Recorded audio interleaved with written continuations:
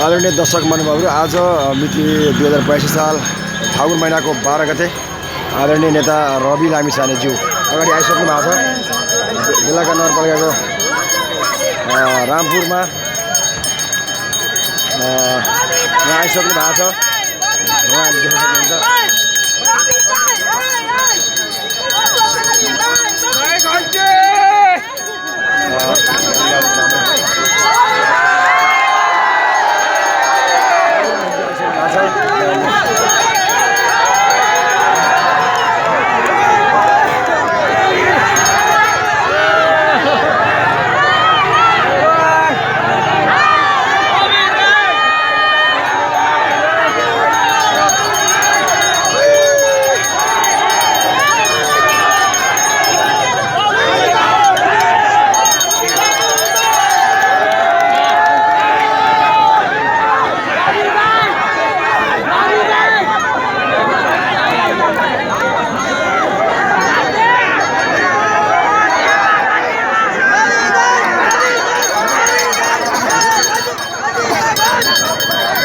माहौल निकै नै खचाखच छ बेलाका नगरपालिकाको रामपुर इलाकामा।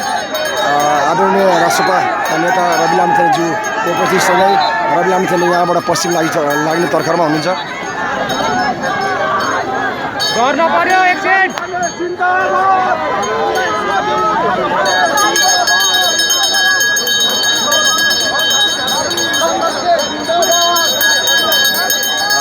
यता हुनुहुन्छ पारसमणि गेलालज्यू, उदयपुर क्षेत्र नम्बर 1 का उम्मेदवार, राष्ट्रपा पार्टीका उम्मेदवार हुनुहुन्छ पारसमणि गेलालज्यू, साथै रवि लामिछानेज्यू।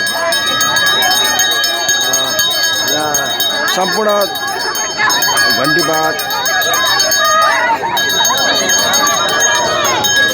निकै नै खाचाखाच भिडका साथ आदरणीय नेता रविजीको स्वागतमा रामपुरवासीहरू